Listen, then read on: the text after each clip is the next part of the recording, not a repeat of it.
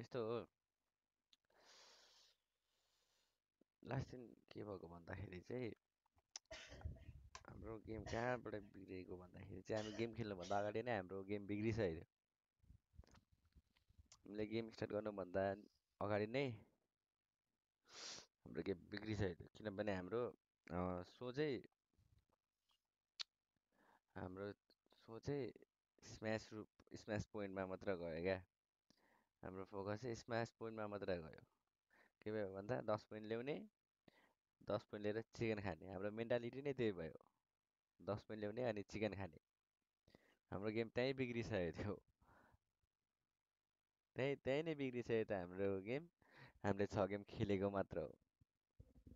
अब focus smash रुलको अब 10 point लिएर चिकन खानेमा मात्रै भयो।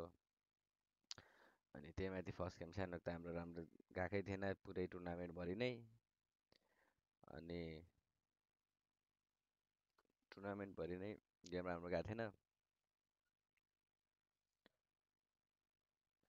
भाउजूलाई भेट्नु होला यसको तिमीहरूको भाउजू भेट्नु पर्यो नि मलाई।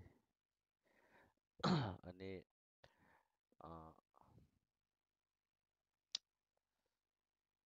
फर्स्ट गेम त्यस्तै भयो।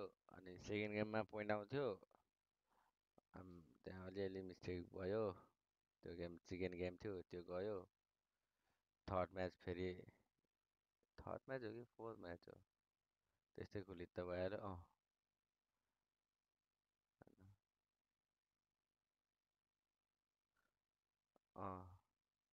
थर्ड म्याचमा पनि अलिक घुम्यो।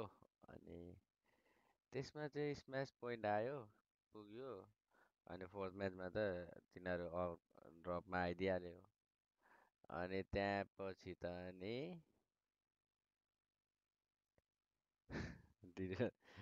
त्यहाँपछि के भयो भयो क्या। अनि सेकेन्ड लास्ट मिरामारमा पनि त्यस्तै भयो। सुरुमा क्याजुअल्टी भयो लास्ट म्याच पनि सुरुमै क्याजुअल्टी भयो। त्यहाँपछि त सकि त हाल्यो नि गेम।